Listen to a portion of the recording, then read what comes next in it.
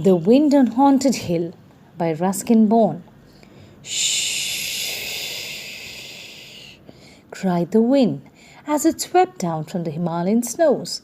It hurried over the hills in passes and hummed and moaned in the tall pines and deodars. On Haunted Hill, there was little to stop the wind, only a few stunted trees and bushes, and the ruins of what had once been a small settlement. On the slopes of the next hill, there was a small village. People kept large stones on their tin roofs to prevent them from blowing away. There was nearly always a wind in these parts. Even on sunny days, doors and windows rattled, chimneys choked, clothes blew away.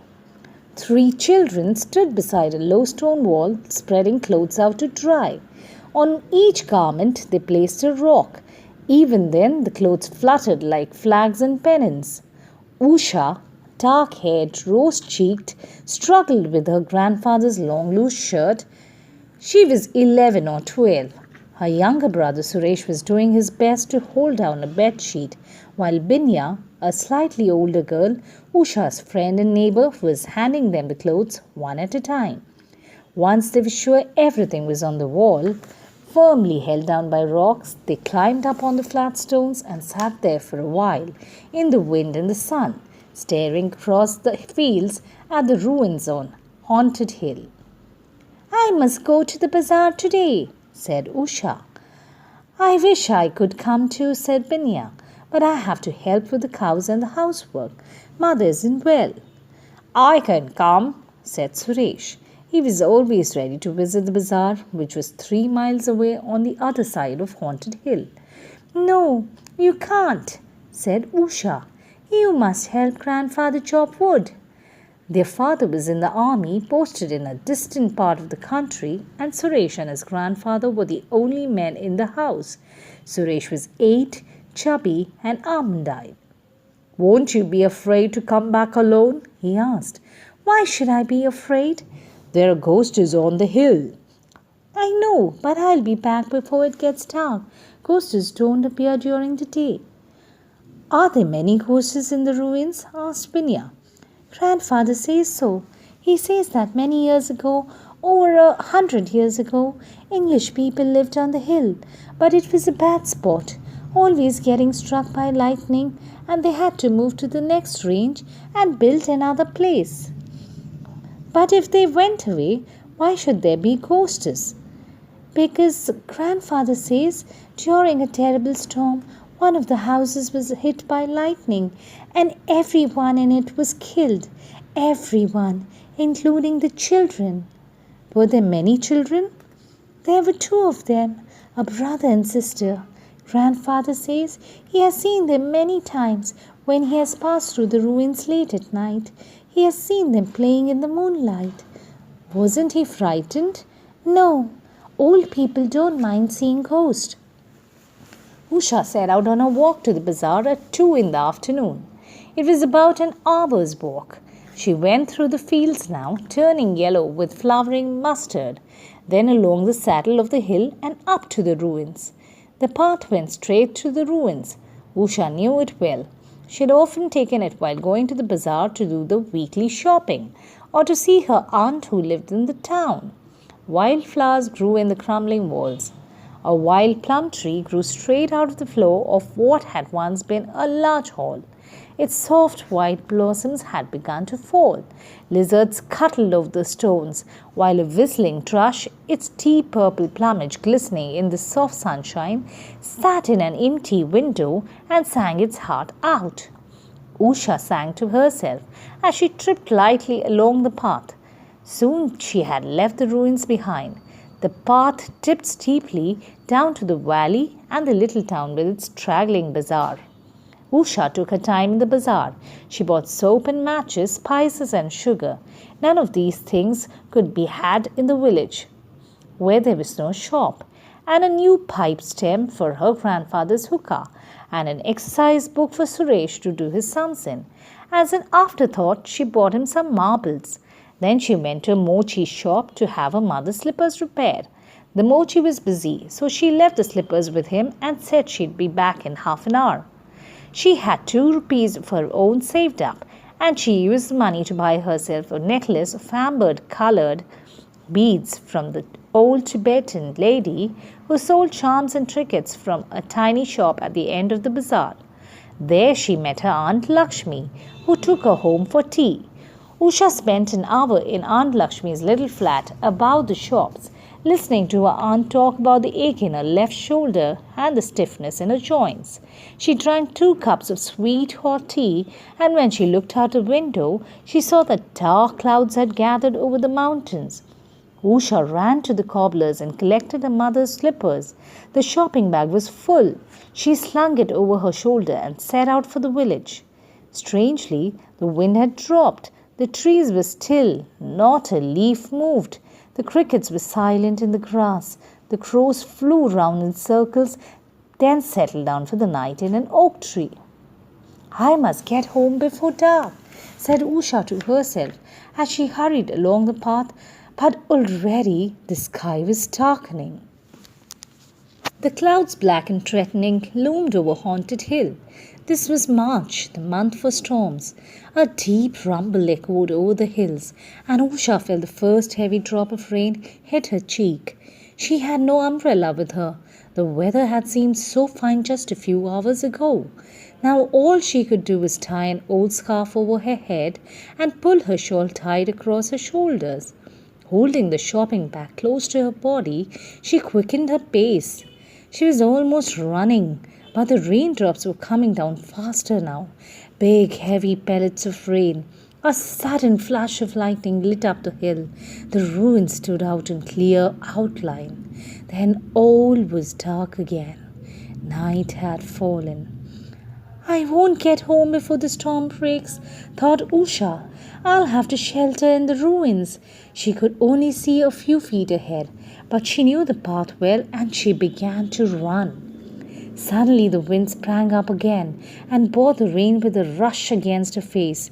It was cold, stinging rain. She could hardly keep her eyes open. The wind grew in force. It hummed and whistled. Usha did not have to fight against it. It was behind her now and helped her along up the steep path and on to the brow of a hill.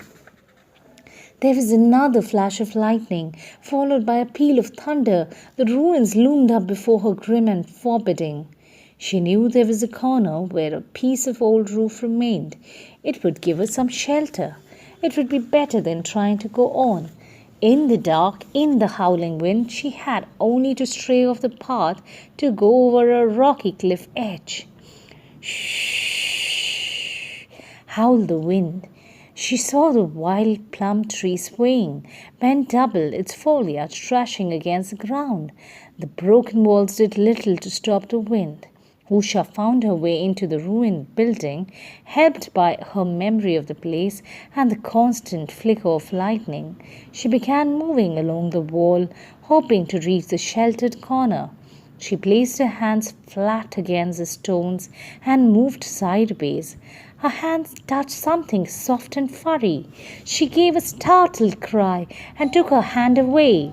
Her cry was answered by another cry, half snarl, half screech, and something leapt away in the darkness. It was only a wild cat. Usha realized this when she heard it. The cat lived in the ruins and she had often seen it. But for a moment she had been very frightened. Now she moved quickly along the wall until she heard the rain drumming on the remnant of the tin roof. Once under it, crouching in the corner, she found some shelter from the wind and the rain. Above her, the tin sheets groaned and clattered, as if they would sail away at any moment. But they were held down by the solid branch of a struggling old oak tree.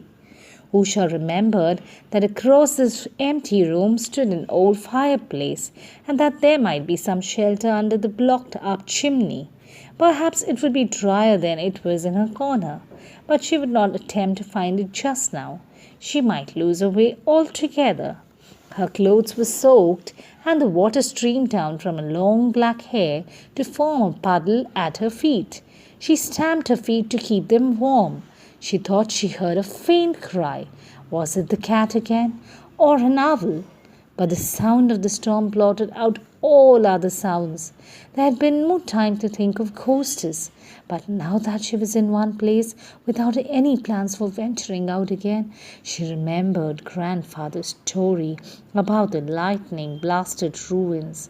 She hoped and prayed that lightning would not strike her as she sheltered there.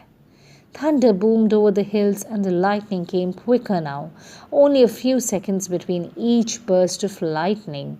Then there was a big flash that most, and for a second or two the entire ruin was lit up. A streak of blue sizzled along the floor of the building, in at one end and out at the other. Usha was staring straight ahead.